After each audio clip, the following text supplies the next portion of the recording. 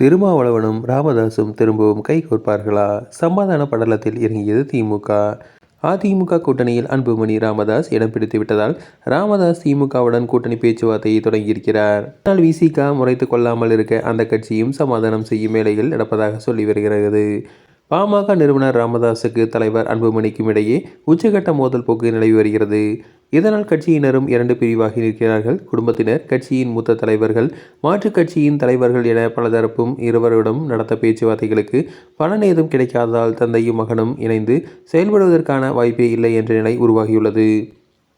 பாமகவில் உள்ள 5 எம்எல்ஏக்களில் ஜி.கே. மணியும் அருளும் ராமதாசுக்கு ஆதரவாகவும், பி. வெங்கடேஸ்வரன், எஸ். சதாசிவம், சிவகுமார் ஆகியோர் அன்புமணிக்கு ஆதரவாகவும் நிற்கிறார்கள்.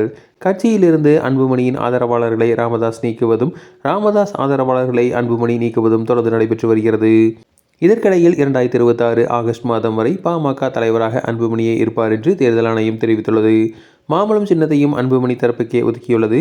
இதை ஆட்சேபித்துள்ள ராமதாஸ், அன்புமணி முறைகேட்டில் ஈடுபட்டுள்ளதாக தேர்தல் ஆணையத்திலும் காவல்துறையிலும் புகார் அளித்துள்ளார். இந்நிலையில் திடீரென அண்மையில் அதிமுக பொதுச் செயலாளர் எடப்பாடி பழனிசாமியை சந்தித்த அன்புமணி கூட்டணியை உறுதி செய்துள்ளார். அதிமுக கூட்டணியில் பாமகவுக்கு 18 தொகுதிகள் மற்றும் ஒரு ராஜ்யசபா சீட் தருவதாக அதிமுக ஒப்புக்கொண்டிருப்பதாக தகவல்கள் வெளியாகியுள்ளது.